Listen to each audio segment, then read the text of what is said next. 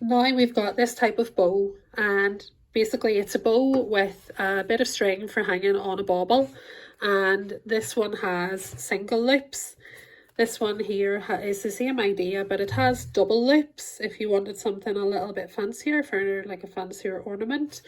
And then this one here is if you had a one-sided ribbon, so it's only got the pattern on one side, how you would tie it to make sure that you get the pattern showing on all sides of your bow. So I'm going to show you all three of those. So first of all, they're basically all variations on the same thing. So you're going to get your ribbon, and now you need to use this back bit. This little bit here, when you're cutting it on the laser, you don't want this bit to be tight, you want this to be nice and loose. It is there so that it gives you a bit of space to work with, but to tie your bow nice and tight, but then you can take this off to make sure you can release your bow nice and easily. So basically your ribbon goes around it and comes around the front and crosses over this little bar here, and then it goes exactly the same way as it does with the single bow. So you go around the two dowels and cross it over, and then basically all you're going to do is make a knot the way you did with the first the first ribbon. But what you want to do is make sure that it takes in all of the different parts of this ribbon. So it needs to go through this loop. It's this loop, I'll show you it here. So this loop at the back, it needs to go through that as well. So I'll show you it from a side angle here. So you take your ribbon back, and then it goes through between these two parts of this loop, and comes round to the front, and then ties in a knot at the front. And again, you want to take a wee bit of time to make sure that it's not twisted in any way, because it'll give you a nicer result on the finished bow. And then you get your two tails and tie them together. Tie it nice and tight. Get your tails sort of manipulated into wherever you want them to sit, and then take off this bit here and then tighten it again, because you get another little bit of give that lets you get like a really tight knot then at this stage.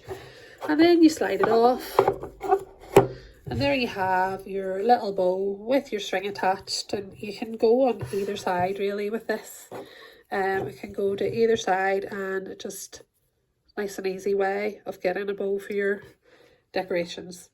And then to get the double bow, actually don't think I have a bit of ribbon long enough here. I'll just cut a bit. Just give me one wee second. This might be a bit too long because I'm not sure how much I need, but better long than not too long than not long enough. So it goes the same way again. So go around here at the back, cross it over at the front, and again it's going to go around those dials. So around here, and oops, around here. And then what you're going to do is cross it over at the front and go round again. So you're going to go round that way again and round. There's always one that tries to escape. You just need to pop a thumb on it to stop it from escaping. Round that way again. And then you're going to do the same again by going whichever one is in the front, which is this one in this case. So when you go like this with the last two tails, whichever one is in front is the one that goes under. So it goes underneath, it comes up through and under through the loop. So again, it's going through the loop at the side, round to the front, and then you tie it in a knot at the front, and you've got your double bow with the loop attached for the ornament. So again, get your tails sort of whichever way you want them. You're going to slide this out and tighten it up again. Now you've got that extra give, and then slide off your little tail at the back, and slide off your bow, and spread out your loops so that you can see that there's actually two loops there, and on the other side as well. Sorry, I'm not very good at making these videos where you're videoing yourself, because it's hard to pay attention to what you're doing with the bow and also what the video's showing. I can't get that out. Nails are too short. There we go, it's coming now. So there we go. So you've got your nice double loop bow.